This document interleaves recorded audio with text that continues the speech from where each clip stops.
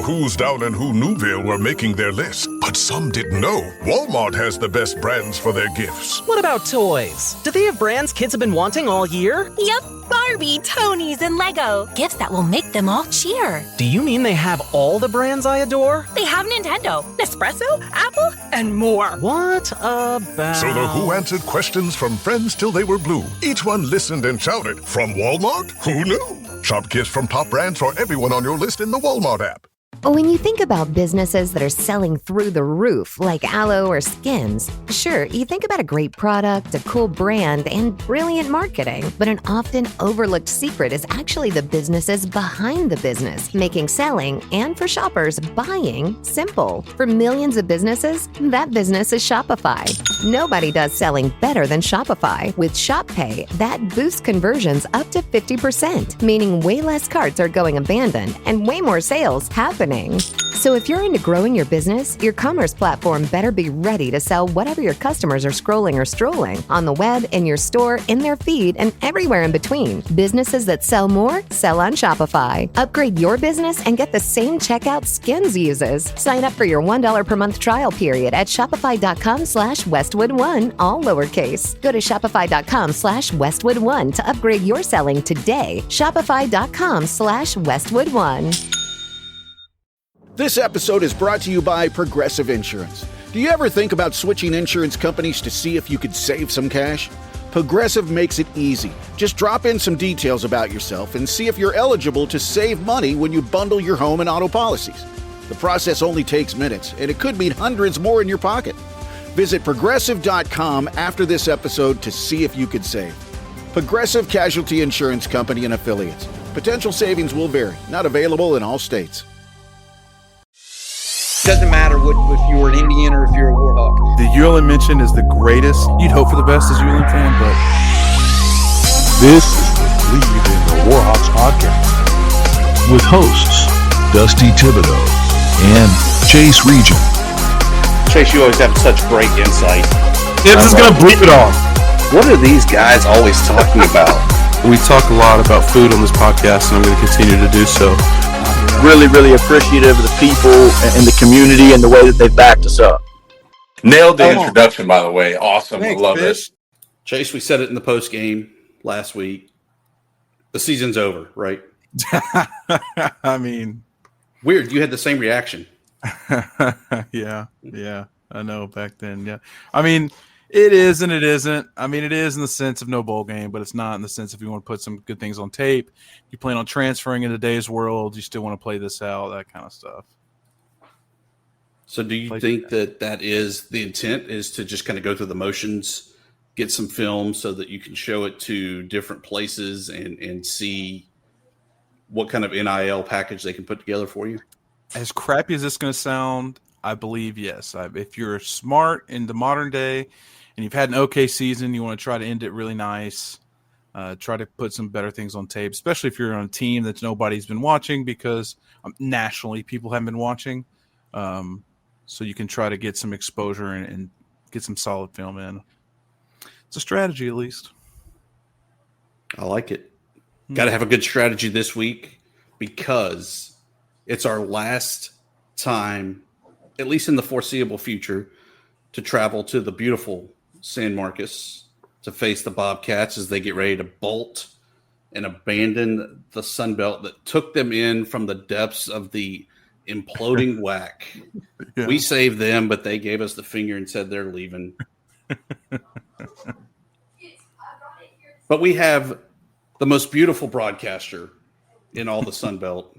That is the legendary Brant Freeman joining us. Brant, how goes on the beautiful shores of San Marcos? Guys, it's going well. Oh, it's always a pleasure getting a chance to talk to you and, talking about the Sun Belt. You kind of mentioned, the upcoming departure for Texas State, but I look back at the time of the Sun Belt extremely fondly.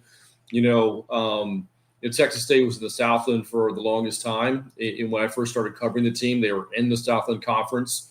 They make the move up to the FBS, to the WAC, but the writing was kind of on the wall that that league may not survive. And then you kind of wonder, okay, so what's next? And, Carl Benson was the commissioner of the WAC when Texas State joined. He jumps over to the Sun Belt. He had developed relationships with the people at Texas State. He knew the Bobcats fit really well into the geographical footprints, of the Sun Belt Conference, and it was a tremendous marriage, for it will have been 13 years, something like that. A lot of conference championships along the way. Success in football fleeting until recently. Bubba's Cups championships, though, for Texas State athletics, and if not for the Sun Belt, there's no chance they would have been in a position to move to a conference like the Pac-12. And so, for me, I'm going to look back at the time of the Sun Belt as one that's at least me personally, I cherish quite a bit, and I hope that a lot of Texas State fans and alum feel the same way. Going to the Pac-12, it's not the same Pac-12 that we knew, where it was all the California schools and such. It's kind of the Mountain West plus. Is this a true Pac-12, or is this, to a degree, just a lateral move in the G6? That's a really, really great question. You're right. You're not moving in with Oregon and USC and UCLA and Washington and Stanford and Cal. The only holdovers left are Oregon State and Washington State, and nothing against those schools whatsoever. They've had a lot of success in several different sports. Oregon State's won national championships in baseball, and Washington State's had some really good football seasons as well. But it's a far different looking Pac-12. The logo is the same, the name is the same, but that's kind of it. So I think the goal of these schools is kind of make it into their own. I look at it, I think it's going to be a really strong basketball conference, certainly headlined by Gonzaga. I know San Diego State lost that thriller against Troy as we're doing this podcast. It was last night, but San Diego State is only a few years removed from playing in the national championship game in basketball. You look at the football side of things, and you got Boise State there, and certainly they kind of headlined that group of schools. I referenced Oregon State before and what they've done in baseball. Dallas Baptist is going to join the conference in baseball, and that's going to be really strong. So I think time's will tell what ultimately this version of the Pac-12 will look like. There's no confusing what the Pac-12 used to be, and this isn't going to be it. It's going to be its own version. And, we'll see. I think it depends on how well these programs succeed at a national level. Can the Pac-12 become a multi-bid basketball league? They should with the teams they have in there. But when I say multiple, I don't mean two, I mean three or four. When it comes to football, can they regularly beat Power 5 schools? Can they send a good chunk of their programs to bowl games? When it comes to baseball, some of these schools host regionals, make it to Omaha. They have to do things that grab the nation's attention in order to gain the respect of those that doubt them. Yeah, I think when I saw the move, I think I'm still enamored with the name Pac-12. You know what I mean? Like it carries such a weight. And then I look at the people they added, and maybe not football powerhouses, but really not bad teams at all. I think early on you'll probably see them be considered both P5 and G6, or, it feels like that midway conference right now. But I thought to myself, it makes no geographical sense in my head. So why was the move I know Texas State, I'm a Texas guy, and I know they've got the resources and the students, et cetera, but what ultimately made that push for them to join the Pac-12 when the Sun Belt's been a really great conference, especially the last 5-7 years? Well, I think certainly the TV contracts have a lot to do with it, and there's more money to be made, for Texas State, through the TV deals the Pac-12 has put together than what they're currently getting with the Sun Belt. I think that probably drove a lot of it.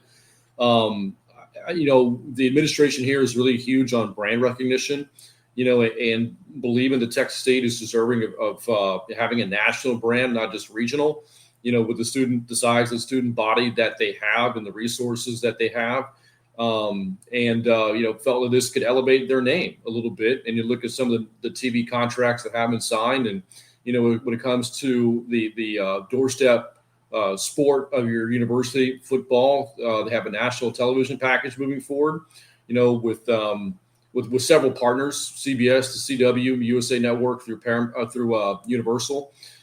Basketball will be in the same vein, men's basketball, with some of that being women's basketball as well. So there'll be a lot of national exposure for Texas State. So I would think those two things are the two biggest driving forces behind the move.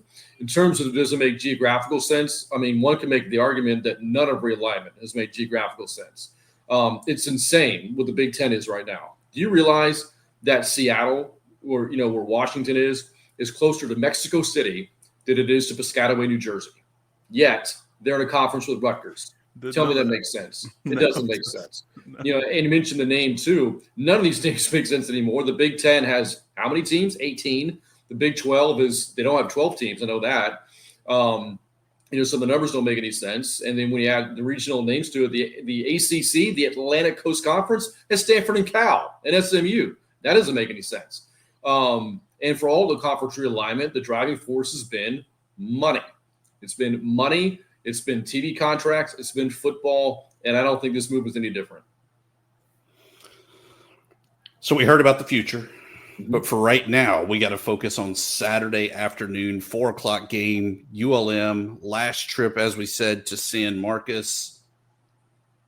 We look at the Bobcats so far this year, sitting at 4-6, definitely not where we expected them to be. What's gone wrong with this season? And then they kind of turned the corner here this past week. What's starting to go right for them? Well, it's been just like the results would say, it's been a roller coaster season. They come out looking great, win 3 of their 4 non-conference games, the exception being Arizona State. They beat their non-conference rivals UTSA on the road for the first time ever. So everybody's feeling really, really good going into conference play. And at the time, the West Division didn't look all that great. Thought it was certainly up for grabs, or wasn't that team to beat going in like there have been in years past. And they lose the first game, due in large part to a missed point after.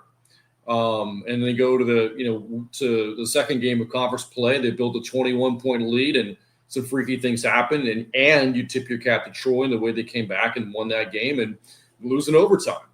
And then you go to Marshall and you lose in double overtime. What all 3 of those games had in common, the Bobcats had fourth quarter leads in all of them. And so I think the 0-3 start humbled them a little bit, get a midweek game against a terrific JMU team that beat them soundly on national television. And then they go to Louisiana, which has been a place of horrors for them in Lafayette. Louisiana will have ended Texas State's tenure in the Sun Belt, having never lost to them. Another game that, kind of came down to a single play. So, this is so cliche to say, and coaches say it all the time, but in this case, it was true. The record was misleading. They were 3 or 4 plays away instead of being 0-5 of being 3-2 or 4-1 of the Sun Belt. But things didn't go their way. To their credit, they didn't panic. Went on the road and beat Southern Miss. For granted, Southern Miss team playing without Brandon Braxton, but beat them handily on the road in Hattiesburg for a team that's playing for a spot in the Sun Belt Championship game. And so now all of a sudden, because of that win, now they're feeling really confident. They're hosting a ULM team, which is no longer playing for bowl contention this Saturday. The week after, they'll be playing South Alabama, which, like ULM, is not in bowl contention. Both games are at home. And if they can win out, protect their home turf, they're going to a bowl game again. So despite all the issues that they've had throughout the year, some of it being bad luck, some of it not playing all that well defensively, they're still in a position to accomplish a major goal of theirs, and that's go to the postseason. Yeah, I mean, you give them 14 points throughout 4 or 5 different games, and all of a sudden they've lost to a dang good James Madison team, who we all know at this point is, might be a playoff team. We'll see about that, but I watched a few of those games, and like I said, I have some family that went to Texas State, and so we always like to talk crap. And then they seem like a really, really good football team. Still, they score a ton of points, which GJ Kinney and them have been known to do over the years. Is that what the strength of this team is? Is it offense? Are they going to score a lot of points on Saturday? Like, what can we expect from them from the offensive side of the ball? Yeah, offensively, that is their strength. It really has been since G.J. Kinney took over as head coach. Brad Jackson, the quarterback for the Bobcats, a redshirt freshman, he's the he's the only quarterback GJ has ever coached since becoming a head coach that didn't have true prior experience. He had some playing time last year as a freshman, but not much. I mean, he had 0 career starts. I mean, that was a first for GJ Kinney, playing a quarterback who hadn't started a game before. That goes back to his 1 year in Incarnate Word. So you weren't quite sure what to expect with Brad Jackson, but he's come out and he's been one of the best quarterbacks in the Sun Belt Conference this year. So between his dual threat ability, the weapons that he has with Bo Sparks and Chris Dodd at receiver, Lincoln Perry in the running game, offensively, they could score with anyone in the Sun Belt. There's no doubt about that. The question mark always comes up is, can they get enough stops on defense? It was a big issue for them in their first 5 Sun Belt games. They weren't getting stops defensively, whether it be for the entirety of the game or just when they needed that one in the fourth quarter, couldn't get off the field. But last week, again, against a backup quarterback, but against a good Southern Miss team, they got those stops. They forced turnovers. They played what coaches love to call complementary football.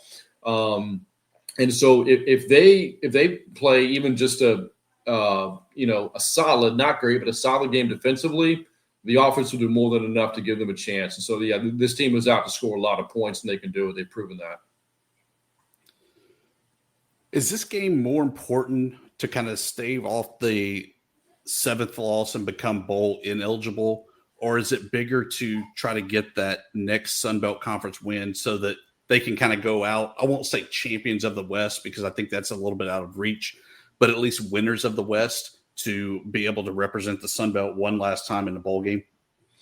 Yeah. It's the season is on the line, as far as the team's concerned, because not going to a bowl would be a huge step back and, wouldn't exactly be the best momentous way to leave the Sun Belt and go into the Pac-12. You want to go into that new conference, flexing your muscles a bit and saying see, we're more than ready to make the next move up because we did X, Y, and Z, which would have included going to a 3rd straight bowl and maybe even winning it. No, that doesn't happen if they don't win this game on Saturday. So there's some pressure, on this team to perform and win. And to their credit, they were in that situation last week in a more dire set of circumstances, having to play on the road against a team having a really good season in Southern Miss, as opposed to playing at home against a team that's struggling a bit like ULM. But they have to treat this game the same way. I know this sounds like coach speak, but they have to treat ULM just like they did Southern Miss or anybody else on their schedule. Can't take this game lightly. ULM has talent. They have players. They've won some games this year.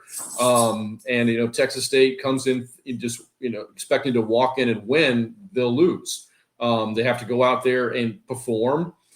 Because if they don't, then it would be a catastrophic loss for them. And I know that ULM or South Alabama, both these teams, would love nothing more than to keep Texas State out of a bowl game as they leave the Sun Belt Conference too. So there's a bit of a target on their back. Yeah, absolutely. And just letting you know, Brant, we will sneak you. Okay, if there's one thing, we might not win 6 every year, but we're gonna sneak one. We're gonna sneak one in the season. We haven't really done that yet, so just saying.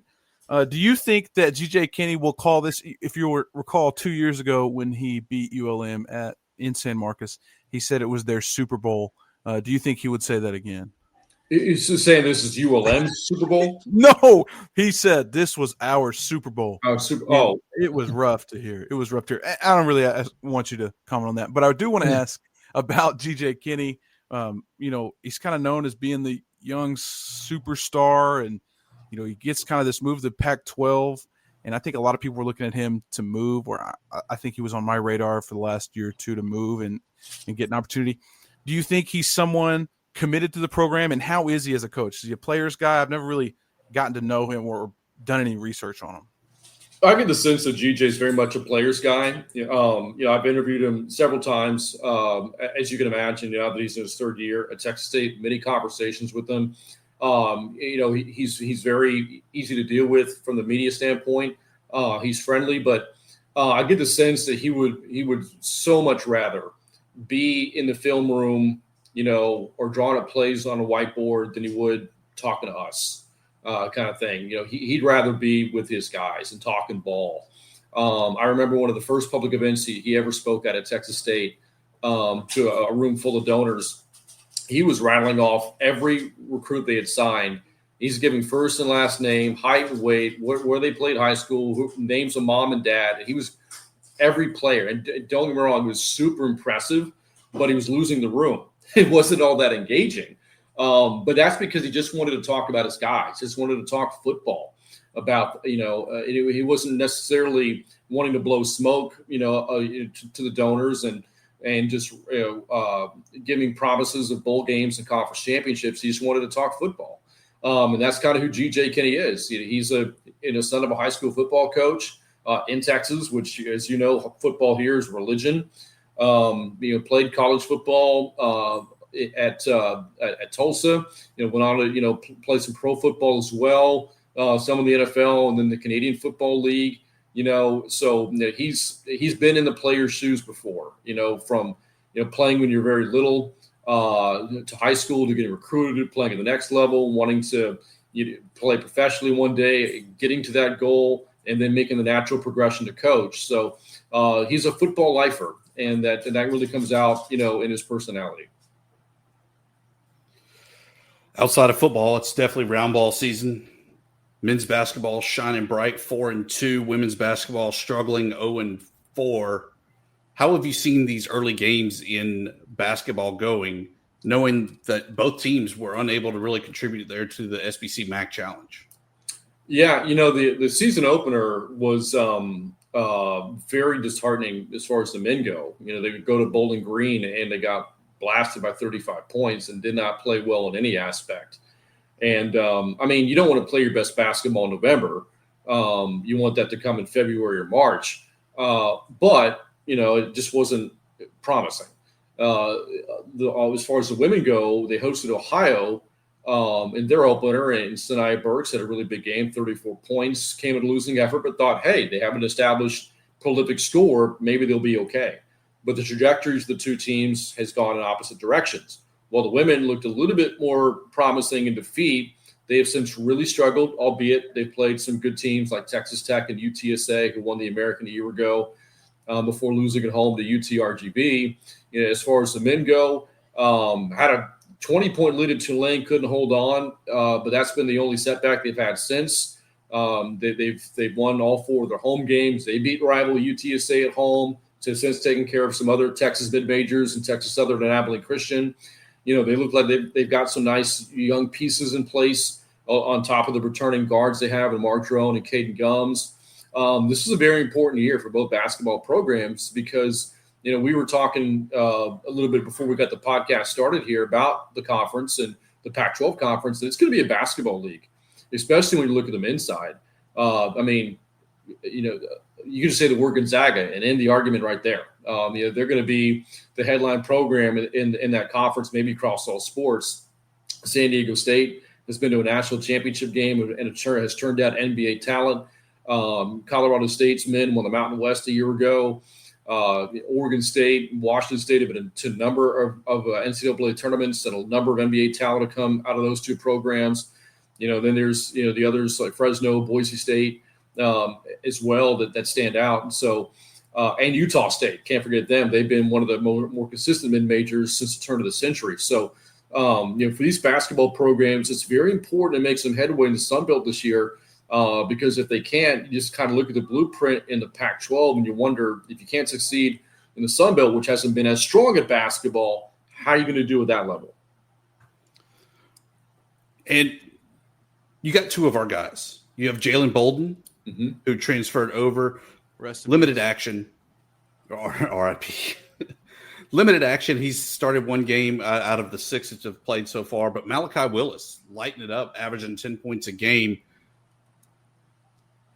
Talk about their kind of contribution that they've had, and what were the expectations coming in? I know that they're familiar with the league, but what did TJ see out of them that he wanted to bring them to San Marcos? It's so interesting with the transfer portal now that you see guys jumping teams within a conference. I always thought that was very interesting. I guess it's easier to recruit them as you've seen them several times and played against them. In fact, not only those 2, Malachi Willis and Jalen Bolden, but Kendall Davis is also a Sun Belt transfer coming from the Regian Cajuns. So, I look at Bolden, and he had a career year last year with ULM, was one of the Warhawks' top scorers last year, and thought, if he's not going to start, he might be one of the first guys off the bench and be a big scoring punch for this team. But is that a hard time finding minutes and cracking the rotation consistently? Texas State, so his impact so far, season's young, but 6 games in, it's been fairly minimal. As far as Mekhi Willis goes, Texas State lost a prolific post scorer last year, from last year in Tylen Pope, who's an all-conference player, who they could depend on to score off the block and rebound and defend. That was going to be hard production to replace, but Willis has come in and he's been as solid as any post player as they've had in the first 6 games of the season. So I think the expectation was both would contribute a lot. They're getting more out of Willis now than Bolden currently. But again, we're talking in November. We can revisit this in February and see how things might shake up for those two. Obviously you've got a deep men's basketball team, and they've kind of got, I don't want to call it a cupcake schedule for the next little bit, but it doesn't seem like the toughest schedule. But when we get into conference play, I know you're picked about middle preseason. Where do you see this team in conference play finishing? Do you think they're a top-tier Sun Belt team? Do you think the middle of the road is right as good? What are your thoughts on that? I think it depends, on how the rest of the conference looks. I remember last year there's so much parity. I've never heard of a conference having 4 co-champions before. That's just bizarre. Well, Arkansas State, South Alabama, JMU, and Troy splitting a championship. Did they take the trophy and cut it up 4 ways? I don't even know how that works. I hope so.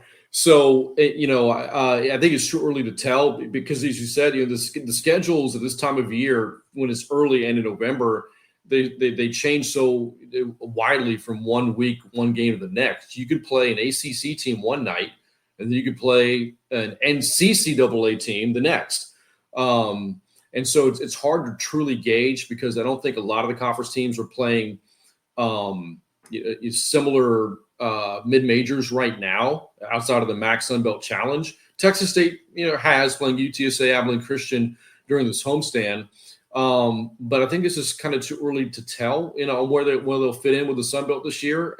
I think South Alabama is the only team that has yet to suffer a loss, but again, a couple of their wins have come over non-D1s too. So again, it sounds like a cop-out answer, but ask me again in say the middle of January and I might have a better idea. Well, I want to avoid the loss to soccer as much as possible, but you want to talk about good Texas State programs. Women's soccer at Texas State's crazy. The women's sports here have been unbelievably good in the Sun Belt. The very first year they joined the league, the volleyball won a tournament championship, and they've been consistently one of the best volleyball programs in the conference since. They're the reigning tournament champs going into the Sun Belt tournament this week. They've won multiple tournament and regular season titles in the Sun Belt. The women's soccer program was on the doorstep of a championship last year, and then they won it this year against ULM, which was making its first ever appearance in the championship match. Yeah, thanks for that. Softball outside of the Regian Cajuns. I mean, those two have been the flag bearers for that sport. Whoa, Brant, hold on. I know that ULM had a tremendous year last year. Yes. I'm just saying the consistency over the last 10 years or so, it's been primarily Texas State and the Regian Cajuns that have been, the top 2 Sun Belt softball programs. So women's sports at Texas State, I mentioned all those Bubas Cups. A lot of that's because of the success from women's sports here. Well, Brant, hopefully we are celebrating giving Texas State their departure gift of loss number 7 on Saturday. Looking forward to seeing you as always. You will be missed. RIP, Brant. Yeah, guys, I'll miss you. I'll miss you, y'all as well.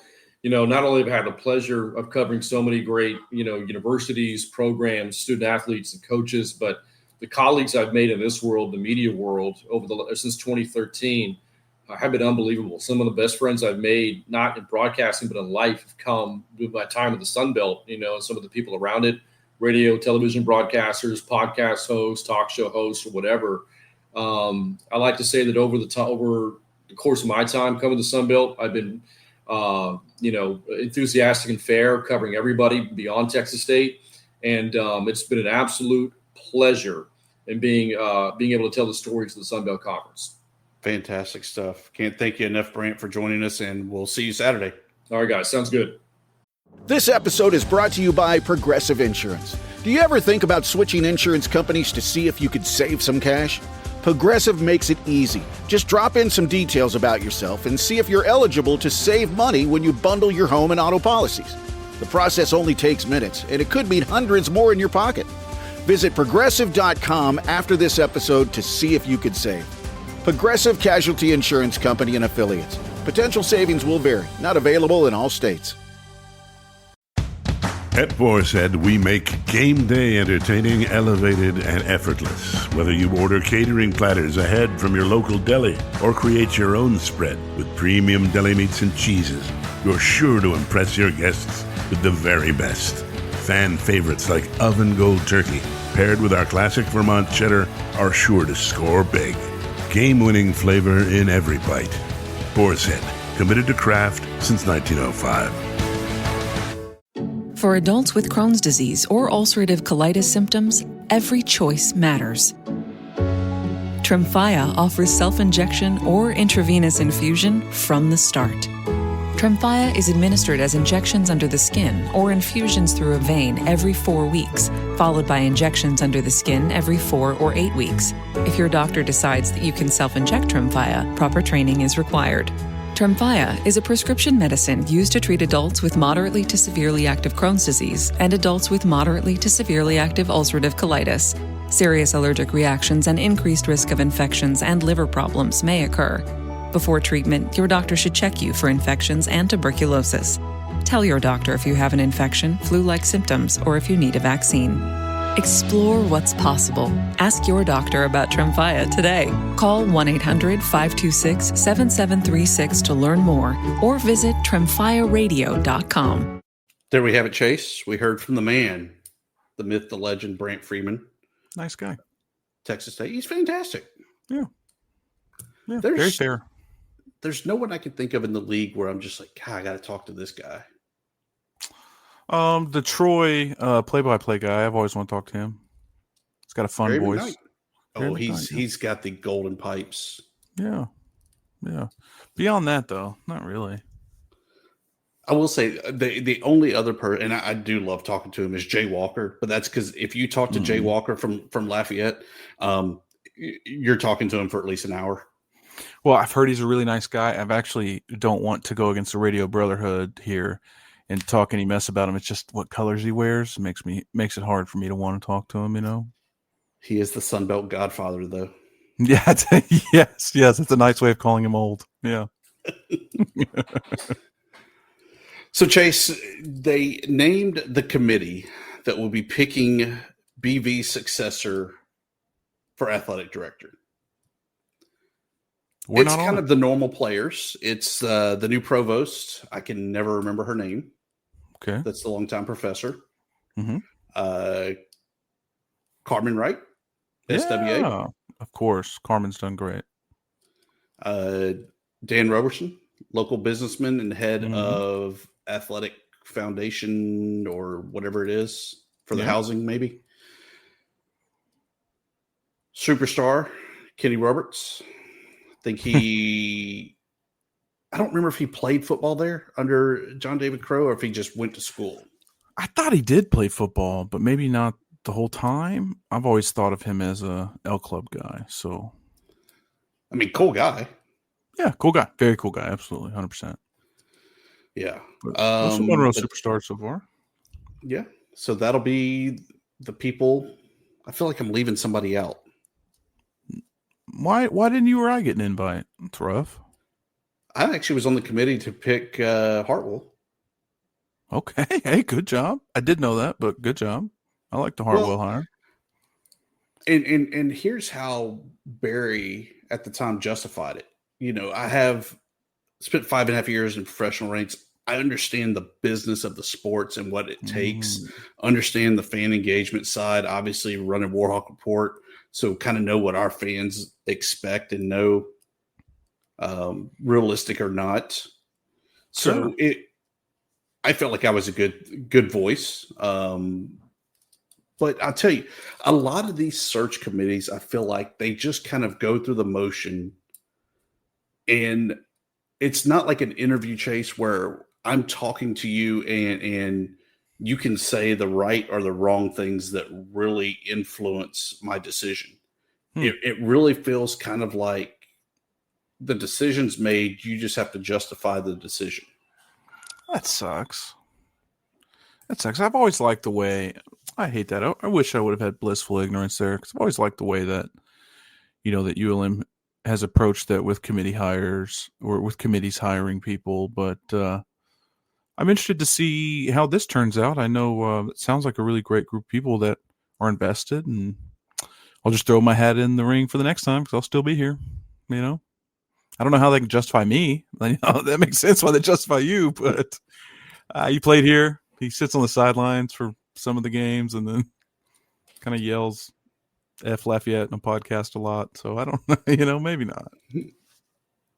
No, it's a fine representation.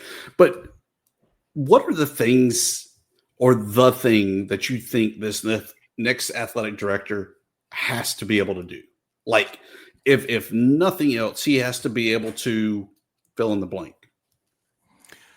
Well, I'll answer that in a long form, like usual.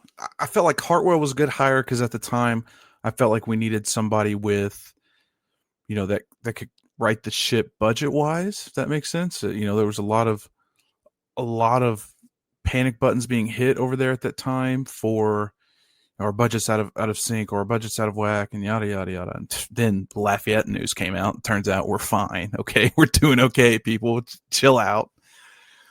And I think personally for this next one, I still do believe we have the right coaches in the right seats. And so I think that was a plus we got for Hartwell. That was an unexpected get for me. I didn't realize how great of a hire and maybe a scout of talent that he is. And so that was really wonderful. And so I think there's two things. I'd like to see that continue. I think at a place like ULM, as it becomes, a stepping stone for a lot of players nowadays. I think you need to embrace that in the modern world of transfer portal and all that. So somebody that embraces that, somebody that embraces that for coaches as well. I think we've had past ADs that are like, this isn't, you're not looking for the next gig. But if we can be that, if we're having that much success where somebody's getting the next gig, I think that's a cool place to be. I think you've seen Arkansas State do that in the past. I think you've seen Lafayette do that in the past. And, you can carry some momentum and success into that. But also, we need some Wickstrom fundraising. I know his name gets brought up a bunch, but we now have these plans. We can't keep changing these strategic plans. So if we're going to keep these that like BV has and different coaches have with the way they're going, we need somebody to come in, create some corporate sponsorships. And I know a lot of people are like, well, it's ULM, they're not successful, yada yada. You see other schools that have similar winning percentages, have large corporate sponsorships, and mainly just for the TV time. And so I think that needs to be a big push. So I'd really like to see somebody that hires well, focuses on hiring well, and can help us fundraise. For me, maybe I'm needy. We need some stuff. We need that indoor practice facility. We need the upgrades to Fant Ewing, like the video boards that we were kind of promised or hinted at that they were coming, the new scoreboard. Forget about that, Tibbs. Yeah. We also, and I don't know how much of this is truly on the athletic director versus whoever. And maybe no one, and that's why it doesn't improve. We got to improve the fan engagement and fan experience. I mean, in the third quarter where you got to dance and you get Raising Cane's, sure, that's funny, hysterical, but if that's it, really? Come on. We got to do some more things outside the box that really engage the students, try to get the fans there, get them excited. And it may not be the popular thing to say, don't worry about ticket sales. Give them away. Give them to everybody in Monroe. Because if everybody in Monroe comes, that's what, 50,000 people? Sure. I'd love to have that problem. Yeah, I completely get that. I think that comes with maybe someone having the experience of different structures of athletic departments. Because you'll see, associate athletic director of fan engagement, or you'll see director of fan engagement, and that'll be under the ticket office or marketing office, however. But I think that comes with, I think that's a run thing. I think the walk thing is building that foundation. But I 100% agree with attendance has been good this year, even with some rough outings. And now attendance isn't great in the third and fourth quarter, but you're getting some butts in the stands there. And I think we got to continue to capitalize, like schools like Texas State. They do a great job of keeping you there, keeping you engaged, doing drone shows, doing light shows, et cetera, et cetera. I completely agree with that thought there. And even the little things. I remember, we talked about with Brant Freeman. I don't remember if it was on the podcast or when we were just talking off air about the great water bottle incident there that happened last time. That was off there. But that said water bottle was provided by like their SGA or the president because it was kind of warm. Here's some water. Here, give. Yeah. Alleged water bottle. Yeah, 100%. Yeah. That was just returned kindly to the stands. Absolutely. To the stands. Yeah. I think of, my freshman year there, we were good, and it was coming off the 8-win season, and we had some momentum going, and they were giving out T-shirts at the games, and they were giving out X, Y, and Z. And that was before really some of that fan engagement stuff took off, like the light shows, like the drone shows, et cetera, et cetera. Damn, Tibbs, that was 12 years ago. That's wild to say out loud. But, it's come a long way in the last 12 years, and we're still 20 years behind that. Yeah. And I mean, I did a fundraiser last year for the band to have some Sound of Today T-shirts. I think it was $300 for like 50 shirts ish. Wow. Yeah. We can do it, Chase. Yeah. Well, they're not, I just think that it's a small glimpse into the lack of resources that they have there. And that trickles down to people, not just money, not just facilities, but I mean, they're at a place where they need to build the resources to get more people involved, become an attractive place to hire, and that kind of stuff. We do have a marketing department and a degree. Yeah, I know. Yeah, they're good. Academics marketing, I really like. Athletics is good too. I'm just saying. Until old keeper left. I mean, the new keeper's great, but Radosevic left. Martin. When Martin left us. Yeah. He abandoned us. Yeah, he left. Hope he's doing well. I hope not. Hope he's miserable. No, that's not true. Martin, the care package that he created for me, air quotes, definitely got lost in the Brave Spirit, Brave Heart closet. Chief Brave Spirit, not Brave Heart. Okay, cool. Yeah, Brave Heart's a movie. I got you. I'm with you. So we'll close it out with this there, Chase. Expectations for this weekend. What do you really think happens? Oh, man, this is a buzzsaw again, because now you've got a team that I really thought Southern Miss was going to skull drag them. I didn't know Braxton was out, but I really thought Southern Miss was going to hand it to them, especially if Southern Miss had a lot in front of them if they won that game, and then they lose that game by 30. So now you're playing a team that can score 40 easy. I mean, they'll score 40 and lose the game. I mean, and you've got a really struggling ULM offense that has struggled for, 2 years straight. And you have, I don't know, man. I see this as like unfortunately, if ULM can keep it close at halftime, we're in a good spot. But other than that, it's going to be a rough one. I'm complete opposite. I'm blinded, whatever. But like you even said, Chase, we haven't gotten one this year. That's true. We will sneak one. We will sneak one. Hey, I'm with it. I tell you what, game day, you're not going to hear me say what I just said. I'm going to be stoked because I believe it. But would you rather win this week or next week? This week, for sure. Next week. No. I don't give a shit about this game. I'd rather next week. Absolutely. I had my head for a second. We were playing South Al, but Texas State's playing South Al. Yeah, I'd much rather win. If it's me coaching, and thank God it's not, is that I'm already game planning for next week. I'm already installing stuff for Lafayette. I don't care about Texas State. They can have their 6 and have fun. But There's one game that matters, Tibbs, and we both know this, and we've seen coaches fired over this. You lose any game you want. You just can't lose that one. Without a doubt. So, Chase, it was so much fun. We'll do it again Saturday, post-game show, celebrating a win. In San Marcos, Texas. For adults with Crohn's disease or ulcerative colitis symptoms, every choice matters. Tremfya offers self-injection or intravenous infusion from the start.